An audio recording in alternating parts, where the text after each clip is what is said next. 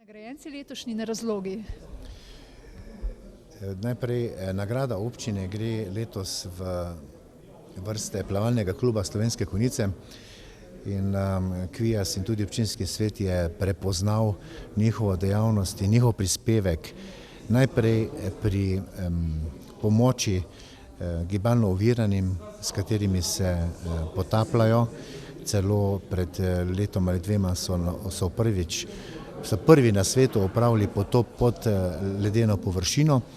In kar je bilo še dosti bolj presenetljivo zame, je bilo, ko sem letošnjem letu spoznal, da poleg tistega festivala podvodnega filma in fotografije, ki je vsako leto v Slovenskih Konjicah in kjer prihajajo ljudje iz vsega sveta, da so se tudi na osnovi izkušenj plavalnega kluba v Rusiji učili, kako se potapljati z gibalno oviranimi ljudmi. In to je bil en takšen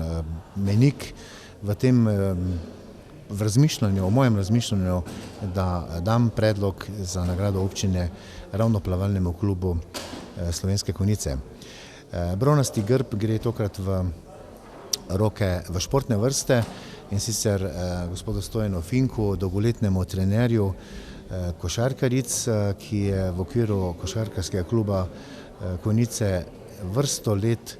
prizadevno prenašal svoje znanje, svoje izkušnje na mlade varovanke in kar nekajkrat smo se veselili njihovih rezultatov v državnem merilu in tudi letošnji državni naslov gre ravno tudi ali pa precej po njegovi zaslugi v Slovenske Konjice v kategoriji U15. In nekako potem smo želeli slediti tej tradiciji, da prepoznamo uspešne mlade podjetnike in gospod Uroš Fijavž je mlad podjetnik, ki prevzema družinsko podjetje in se je aktivno vključil in prav zanimivo bo na dan podjetnikov obiskati to družinsko podjetje in videti in želel bi, da tudi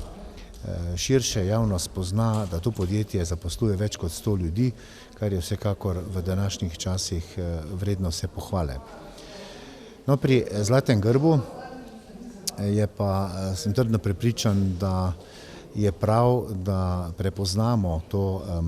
dejavnost, ki je Tomo Penič vrsto let nekako opravljal v naši sredini. Nenazadnje je letos 25 let novic, mislim, da 18 let bo septembra od Radia Rogla,